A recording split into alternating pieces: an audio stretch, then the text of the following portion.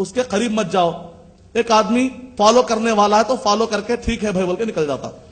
ایک ایکسٹراڈنری عقل والا کہتا ہے میں آپ کی بات کیوں سنوں, اپنے قدم آگے بڑھاتا ہے, وہ گندگی کو ہاتھ لگاتا ہے, خوشبو سنتا ہے, ارے واقعی گندے, صحیح بات بولے تھے بھائی.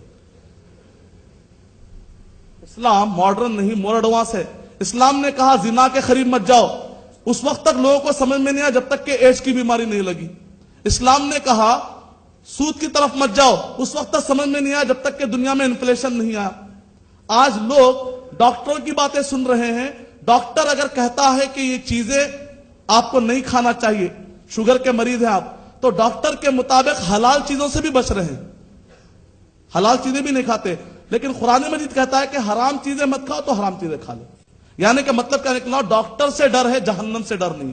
اللہ سبحانہ وتعالی پاک. السلام علیکم. میرا سوال یہ ہے, آپ کا نام اور آپ کا شعبہ بتائیے. جی میرا نام محمد ظہر الدین ہے, میں سوشل ورکر ہوں. میرا سوال یہ ہے کہ فائن انڈیا ایک کمپنی ہے جو پرائیویٹ لمیٹڈ ہے, اس کے بہت سی اسکیمات ہیں. اس میں ایک اسکیم کمپنی کی یہ بھی ہے کہ کمپنی مثلا 10,000 روپے جمع کرنے کی بنیاد پر ماہانہ 1,000 روپے یا اس سے کم بھی منافع دیتی ہے. تو ایسا منافع لینا جائز ہے یا ناجائز؟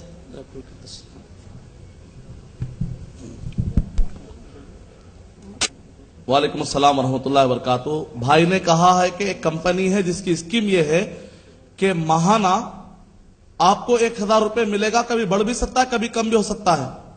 تو یہ جو اصول ہے کہ کبھی لاس ہو سکتا ہے, کبھی پروفٹ ہو سکتا ہے, کبھی فائدہ ہو سکتا ہے, کبھی نقصان ہو سکتا ہے. تو اس کا مطلب یہ نہیں ہے کہ آپ ایک ریٹ فکس کر لیں 1,000, کبھی کم ہوتا ہے, کبھی بڑھے گا اور کبھی کم ہو جائے گا, یہ اس کا مطلب نہیں ہے.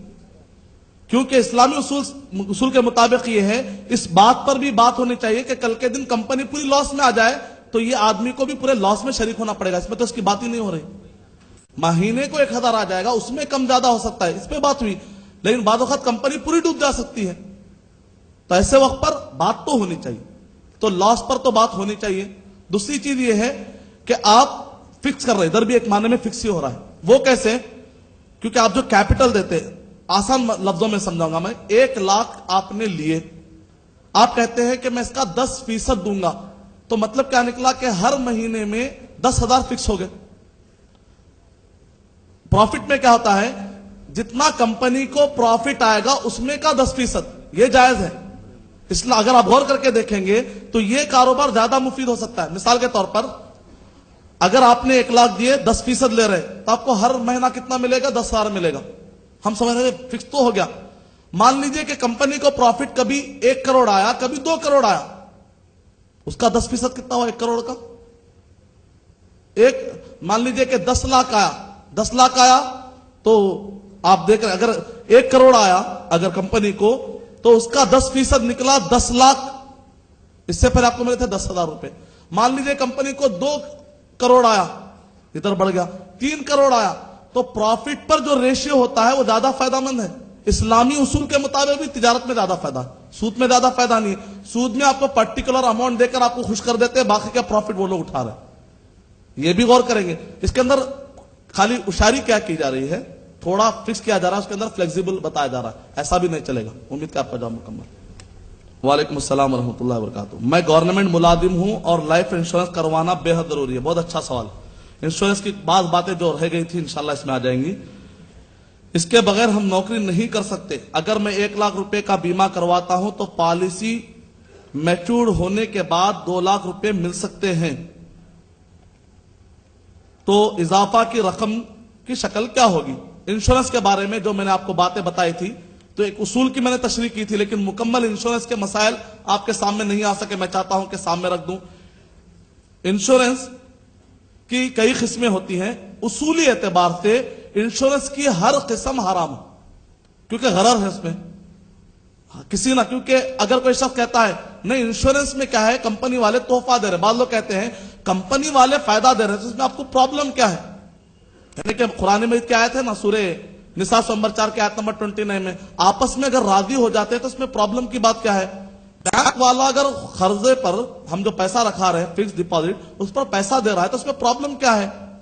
تو دراصل بات یہ ہے جس چیز کو اللہ تعالیٰ نے حرام کہہ دیا آپس کی رضامندی سے وہ چیز حلال نہیں ہوتی، ورنہ پھر زنا حلال ہو جائے گا. زنا میں بھی دونوں راضی رہتے ہیں نا، نہیں رہتے، راضی رہتے. چور اپنی چوری پر راضی رہتا پھر چوری بھی جائز آتی. گھر کا چور آ کے گھر کا سامان چوری کر لیتا، میں تو راضی ہوں، اس میں آپ کو پرابلم کیا ہے؟ ایسا پرابلم.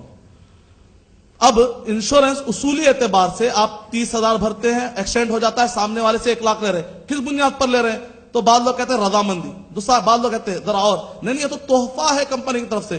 یہ کون سا تحفہ ہے جس کے اوپر ایگریمنٹ لیا جا رہا ہے؟ یہ کون سا تحفہ ہے جس کے اندر آپ کو کہا جا رہا ہے مہینے کو اتنا بھرنا چاہیے؟ ایسا تحفہ آپ نے دیکھا؟ میں آپ کو بہترین تحفہ ایک ٹفن باکس دینے والا ہوں، تو آپ بولتے بھائی ذرا اچھی کوالٹی کا تحفہ دینا، آپ اس کو اصول نہیں لگا سکتے تحفے پر. نبی اکرم صلی اللہ علیہ وسلم نے کہا اگر کوئی مجھے ایک کھر بھی تحفہ دے گا تو میں اسے لے لوں گا، ڈیمانڈ نہیں کروں گا. مطلب تحفہ کیا دیا جا رہا ہے کی اہمیت نہیں ہے، کس جذبے سے دیا جا رہا ہے کی اہمیت ہے. تو اس کو تحفہ بھی نہیں کہا سکتا. بعض لوگ کہتے ہیں نہیں یہ قرض ہے، قرض ہے تو پھر سود ہو گیا نا، جو پیسہ آپ نے دیا پلٹا کے اوپر آپ زیادہ لے رہے ہیں، سود ہو گیا. بعض لوگ کہتے ہیں نہیں تجارت ہے، تجارت کا ہم آپ تو لاس میں شریک ہی نہیں ہو رہے. کلیئر بات ہو رہی ہے کہ جیسے ہی آپ کو نقصان ہو جائے گا 30,000 بننے کے بعد آپ کو 1 لاکھ مل جائیں گے. یہ کوئی پروفٹ اور شیئر لاس کا اس کے اندر کوئی بات ہی صحیح طور پر نہیں ہو رہی. تو انشورنس اصول اعتبار سے حرام ہے. اس میں کچھ شکلیں رہ جاتی ہیں. ایک شکل یہ ہے مینڈیٹری انشورنس. جیسے آپ نے گاڑی خریدی، حکومت کی طرف سے آپ کے اوپر یہ کمپلسری ہے کہ انشورنس کروانا ورنہ چالان پڑے گا. سورہ مائدہ نمبر 5 کی آیت نمبر 1، ایگریمنٹ کو پورا کرو اور جو چیز آپ کے بس میں نہیں ہے اس پر گناہ نہیں ہے. آپ کو اگر اختیار ہے تو آپ نہیں بنائیں گے، اگر آپ کو اختیار نہیں ہے تو گناہ نہیں ہے، مسئلہ ختم. آپ کو اختیار ہے ہی نہیں. سورہ بقرہ سورہ نمبر 2 آیت نمبر 286، سورہ طلاق سورہ نمبر 65 آیت نمبر 7، لا یکلف اللہ نفسا الا وسعها، لا یکلف اللہ نفسا الا ما آتاها، دونوں آیتیں. اور ایک کہا سورہ تغابن نمبر 64 کی آیت نمبر 13 کے اندر فاتقوا اللہ ما استطعتم، جتنی استطاعت ہے اتنا بچو. اللہ تعالیٰ نے جو چیزیں مجبوری ہے معاف کر دی. دوسری شکل یہ ہوتی ہے کہ بعض جگہوں پر میرٹھ بھاگلپور میں بہت زیادہ فسادات ہو رہے تھے، تو اس وقت پر علماء کرام نے یہ دیکھا، غور کیا کہ یہاں پر فسادات کی بنیاد پر انشورنس کروا لیں گے تو اس کے بڑے 2 فائدے ہیں. ایک تو فائدہ یہ ہے کہ فسادات میں اگر مسلمان کا نقصان ہوگا تو ظاہر بات ہے بھرپائی ہوگی. تو فسادات ایک ایسی چیز ہے جو نہ چاہتے ہوئے ہو جانے والی چیز ہے. تو اگر اس بنیاد پر آپ کا نقصان ہوتا ہے فساد کی بنیاد پر تو علماء کرام نے اس کی اجازت دی ہے. اگر کوئی اس سے بھی بچنا چاہتا ہے تو بہتر ہے، لیکن اگر کوئی اس میں فساد کی وجہ سے اپنی بھرپائی کرنا چاہتا ہے تو علماء کرام نے اجازت دی. دوسری چیز کے اندر جو اصل اجازت کا مسئلہ ہے وہ سمجھ جائیے، وہ یہ ہے کہ جس جگہ پر بھی زیادہ فسادات ہو رہے تھے قریب میں تو وہاں پر انشورنس کروانے کی اجازت دی گئی. دراصل اس کے پیچھے اصل ریزن کیا ہے؟ ریزن یہ ہے کہ جب آپ انشورنس کرواتے ہیں تو فسادات اگر ہوں گے تو انشورنس کا پیسہ حکومت کو دینا پڑے گا، یا جو کمپنیاں حکومت سے ٹائپ ہوتی ہیں ان سب کو مل کر دینا پڑے گا. تو ایسے وقت پر سیاستدان خود نہیں چاہے گا کہ فسادات ہو، فسادات ہوں گے تو سیاستدان کو دینا پڑے گا. اگر آپ انشورنس نہیں کروائیں گے تو سیاستدان آسانی کے ساتھ فساد کروائے گا. اگر آپ انشورنس کرائیں تو سیاستدان خود ارے بھائی یہ پراپرٹی میری ہے کہہ کے حفاظت کرے گا. تو ایسا اگر آپ انشورنس کروا رہے ہیں تاکہ فسادات ہونے سے رکایا جا سکے، یہ انشورنس کروانا جائز ہے. لیکن اس پر جو فیسلٹیز ہوتے ہیں آپ کو انشورنس کروانے کے بعد آپ کو جو پیسہ زیادہ ملتا ہے یا پیسے پر جو سود ملتا ہے وہ استعمال نہیں کر سکتے.